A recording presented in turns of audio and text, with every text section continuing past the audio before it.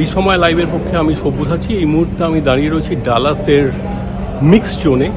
একটু আগে ম্যাচ শেষ হয়েছে আর্জেন্টিনা বনাম জর্ডনের। আপনারা জানেন আর্জেন্টিনা জিতেছে ম্যাচটা 3-1 গোলে, এবং সবথেকে বড় কথা 60 মিনিট নাগাদ মেসি নেমেছিলেন এবং তার ম্যাজিক আবার দেখলো বিশ্বকাপ। একটা সেট পিস মুভমেন্টে তিনি একটা অসাধারণ গোল করেছেন, এবং এই গোল করার সঙ্গে সঙ্গে পরপর 7টি ম্যাচে বিশ্বকাপে তিনি গোল করে বিশ্ব রেকর্ড করলেন। পরপর 7টি ম্যাচে গোল এবং 19টা গোল। একই সঙ্গে এইবারে সোনার বুটের দৌড়ে তিনি 3 ম্যাচের 6টি গোল করেছেন।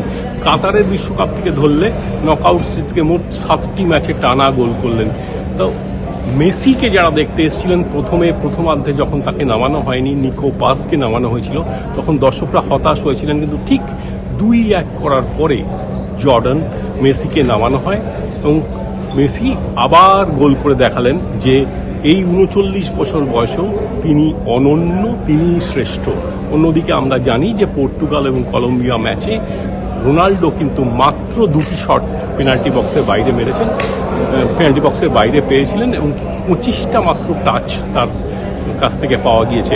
সব মিলিয়ে মেসি রোনাল্ডোর ডিবেটে আবার কিছুটা এগিয়ে গেলেন মেসি।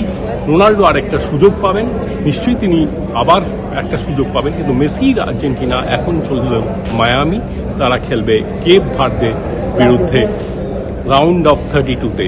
সেই জায়গায় কিন্তু এই সময় থাকবে। ফলো করুন এই সময় লাইভ।